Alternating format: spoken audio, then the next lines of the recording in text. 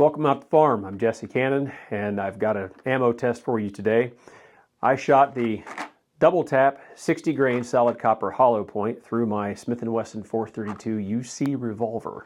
It's a little snub nose with a 1 7/8 inch barrel. We've got some results from the chronograph, 10 round averages, 5 rounds through bare gel, 5 rounds into gel with a heavy clothing barrier.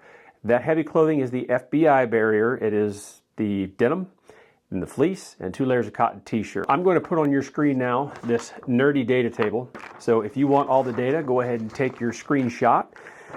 Otherwise, for those of you that are like me and listen to a lot of YouTube, this 32 H&R Magnum 60 grain solid copper hollow point had an average muzzle velocity with my lab radar of 1,086.2 feet per second. The highest was 1141.35. The lowest was 1,035.6. That gave us an extreme spread of 105.75 feet per second. From what I'm seeing with some of my testing, and I'm very early in this process, that seems like it had a fairly wide margin as far as its consistency goes. But on that data table, should you be so inclined, you're going to notice different distances. There's V0, that's the muzzle velocity from that lab radar. V3 is 3 yards, and then 10 is 10, 15, 25, and 50. Then you'll get your kinetic energy numbers and all the other things. Let's take a look at our bare gel and our heavy clothing and see what comes out of that.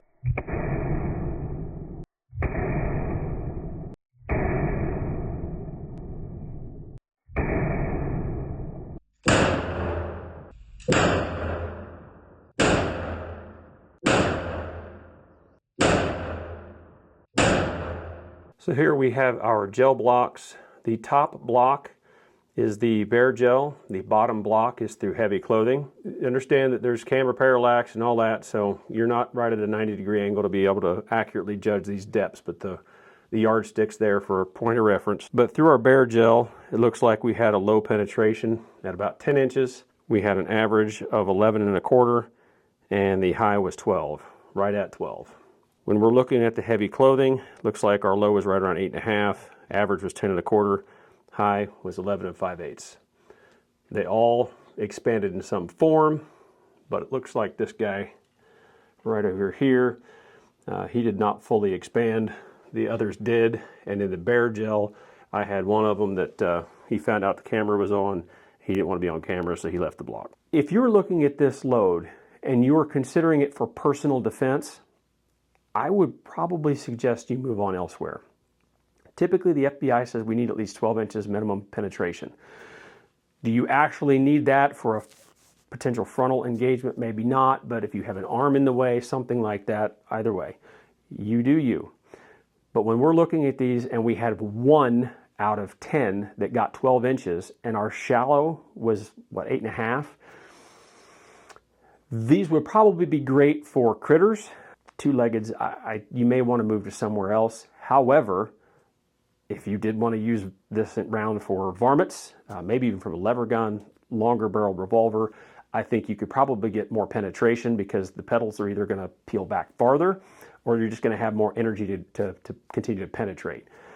But out of a snub nose, all right, maybe one of the Ruger LCRs, those have come out in 32 Magnum or the 432 UC, I don't know that this is going to be your ticket. Longer barrel, completely different story, but out of a 1 7/8, you might want to move to a different round. So guys, for the channel this year, I'm thinking we're going to do some gel testing.